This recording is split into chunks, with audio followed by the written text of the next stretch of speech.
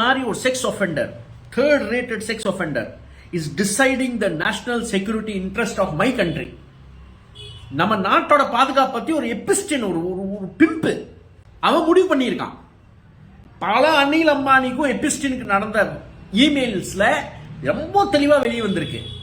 அப்ப எப்படி ரஃபேல் மாதிரி ஒரு பெரிய டீல Anil Ambani is a failure businessman, பிசினஸ்லயே ஃபெயிலியர், நாட்டு பாதுகாப்பு எப்படி அவன் கையில கொடுக்க முடியும்னு பார்த்தா எபிஸ்டின் பண்ண வேலை.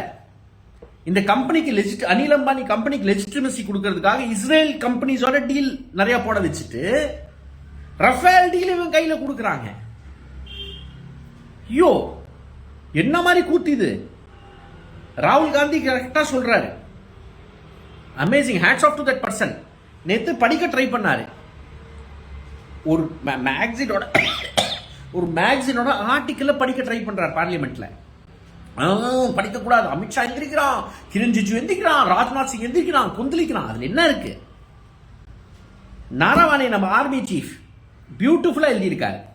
ஆர்மி சீஃப் பியூட்டிஃபுல்லா எழுதியிருக்காரு. ரொம்ப பெருசாலாம் மோதி கட்டவன் கிட்டவெல்லாம் எதுவுமே எழுதல. ஒரு நைட்டு நடந்த சம்பவத்தை எழுதுறாரு. அதை படிக்க விடல. நீங்க தெரிஞ்சுக்கோங்க இதை. நான் ஃபர்ஸ்ட் அதை சொல்லிடுறேன்.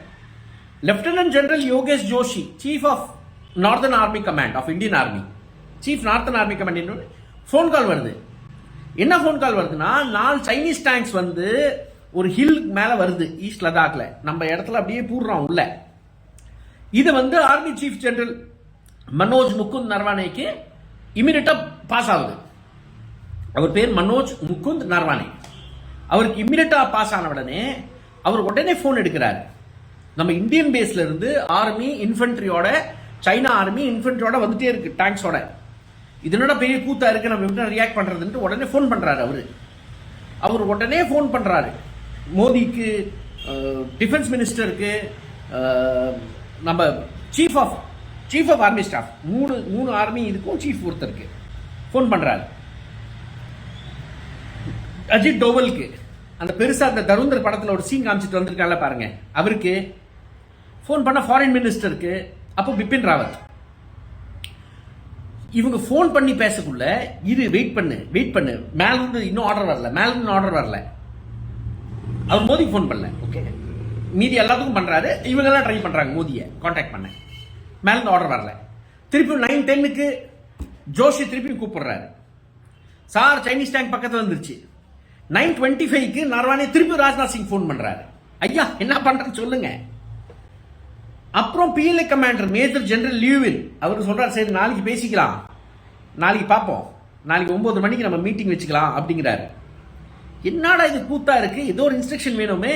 எலிமினேட்டிங் ஷார்ட் ஒன் ஃபயர் பண்ணுது மேல இந்தியன் ஆர்மி. அதுக்கும் எந்த ஒரு இது ரெஸ்பான்ஸ் இல்லை. டேங்க்ஸ் எல்லாம் வந்துட்டே இருக்கு. 10 PM ராஜ்நாத் டோவலுக்கு திருப்பி அதே மெசேஜ். 10 நிமிஷம் கழிச்சு திருப்பி அதே மெசேஜ். சைனீஸ் டேங்க்ஸ் வந்துட்டே இருக்கு. இப்ப நரவானேக்கு டென்ஷன் ஆயிடுச்சு. என்னடா இது கூத்துன்ட்டு. 8:30 நடந்தது இது. இதெல்லாம் இன்ஸ்டன்ட். 1 செகண்ட், 2 செகண்ட், 3 செகண்ட், 4 நிமிஷம், 5 நிமிஷத்துல முடிக்க வேண்டிய விஷயம். இதெல்லாம் இன்ஸ்டன்ட்லி எடுக்கணும் டிசிஷன். நாட்டு பாதுகாப்பு இல்ல. 10:30 மணிக்கு நைட்டு ராஜ்நாத் சிங் போன் பண்ணி சொல்றாரு, மோடி கிட்ட பேசிட்டேன், நீ என்ன கரெக்டா நினைக்கிறோ பண்ணிக்கோங்கிறாரு.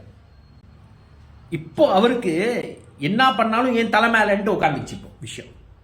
அப்ப அதுக்கு எழுதுறாரு, it was going to be a completely military decision. I was caught a hot potato and now I had full responsibility. ஒரு லீடர் ரெஸ்பான்சிபிலிட்டி எடுத்துக்கணும். அவர் என்ன சொல்றாருன்னா, பாகிஸ்தானா இருந்தா இது ஸ்டாண்டிங் இன்ஸ்ட்ரக்ஷன், நாங்க திருப்பி ஃபயர் பேக் பண்ணிடுவோம்.